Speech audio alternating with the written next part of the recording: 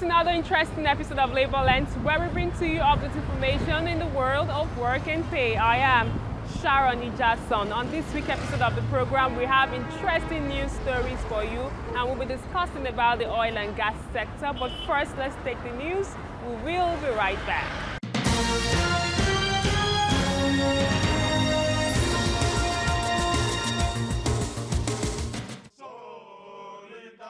The Nigeria Union of Petroleum and Natural Gas Workers (NUPENG) has directed all its members who had withdrawn their services in Delta State to return to work with immediate effect. President of the union, Comrade Williams Akwereha, took the decision after the Federal Ministry of Labour and Employment brokered settlement between NUPENG and the management of Sterling Oil Exploration and Energy Producing Company (SIPCO) and British Oil and Gas Limited. It was agreed by the management and other stakeholders at the meeting that all third-party contractors, irrespective of the contract status, should comply with the provisions of the law on workers' unionization, deduction and remittance of check-off dues. The union withdrew their services in Delta State last week because workers were sacked and forcefully evicted for belonging to the union.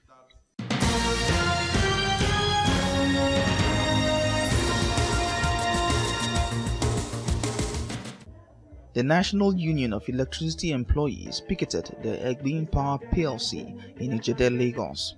The aggrieved workers were seen singing solidarity songs at the entrance of the power company. According to labor leaders in attendance, the company has refused to have conditions of services that enjoy joint authorship with workers, illegal takeover of PHCN staff quarters, clinics, staff club and other core assets, poor access to electricity supply, among others.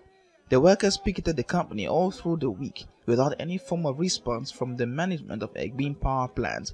All attempts to reach the management of the company for their side of the story proved abortive.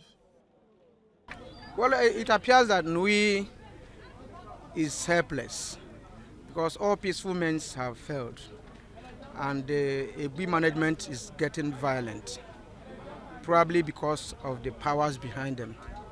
The impunity here is worse than any dictatorial administration. So we don't have any other option than to do what we are doing today. Anything called anti-labor is represented by EGBI. EGBI has demolished quarters meant for workers. Some people went outside before they came back. Their properties have been destroyed. Their houses demolished. Some others got 20 minutes notice when the bulldozers were there. Some other buildings, if they allow you in, they have removed the roof. And the staff there destroyed their property. Then they don't have condition of service as we talk today. They don't allow unionization. They have equally gone further, even what is called union dues, to be piffering it. What was supposed to come to the union, they have been piffering it. And they don't want to negotiate. Now, if you watch, the police went in there to broker peace, but they came out without EGBI management and they have left.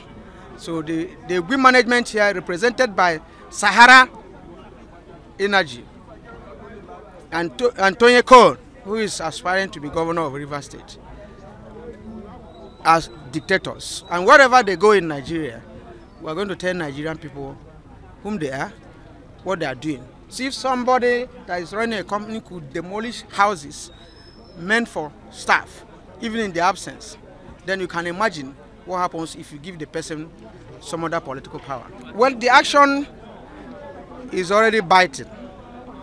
You'll be seeing it as dancing. There are two phases to action. The electricity industry is a technical area. If we're able to successfully secure this place today, those staff, although they are trying to ferry them from the jetty, those staff who are supposed to resume duty and they are not here, it will bite further. I know they will talk. Even when they talk, they have to meet the conditions. As far as we are concerned, EGBI, PLC or whatever they call themselves, the management is running a slave camp. There is no conditions of service. The staff have no self-dignity in their place of work. And this company, as it is today, is Nigerian government stroke, the investors owned. But I believe in the past 5 years, this investor has been smiling to the bank and the government has not seen a dime. And that 40% that belongs to the government belongs to we Nigerians. 10% of that belongs to Nigerian workers, belongs to the workers here. That is part of what we are demanding, that Nigerian workers who are making it possible for them to generate power here should have a right, a say in what happens in this company. Well, it's unfortunate that they have shown themselves to be above the law, as it were, because the issues that have brought us here today didn't just start today. You know, it started immediately after privatization. We have written letters for us to have conditions of service that enjoy joint authorship with the workers. You know, every correspondence we send here, they receive, but they don't, no response. And like I said earlier, we have started. If nobody comes out to address us today, tomorrow we'll come back here. If by tomorrow again nobody comes out, we will continue, until our voices are heard. But you see, the activities going on here today is unfortunate too, that Nigeria as a country, all the offices that need to know are well informed. You know, there is hardly any correspondence that comes here that we don't copy the Commissioner of Police Lagos, the Director of SSS Lagos, and even headquarters, the Minister of Labour. It's unfortunate that all these people allowed this thing to get to this point, especially the management of EP Power PLC.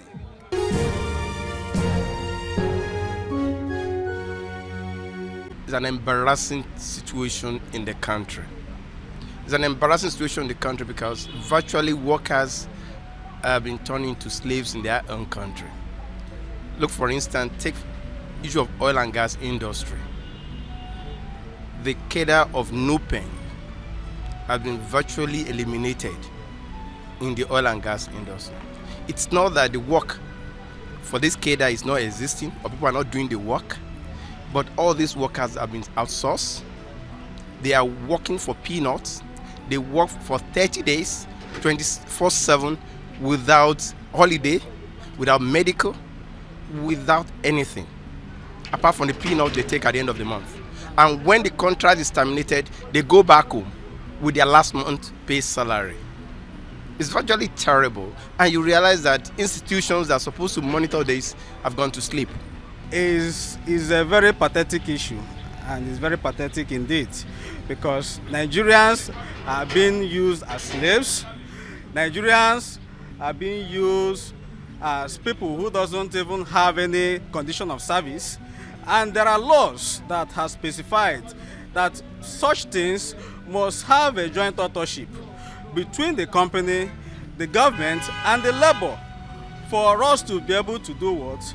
Get what we want. But in this case, you agree with me that these companies does it because either they have the backbones, either from the government or those who brought them to come and invest in such a sector. So, but we are looking at it holistically, especially from the labor angle, and to ensure that such trends stop henceforth.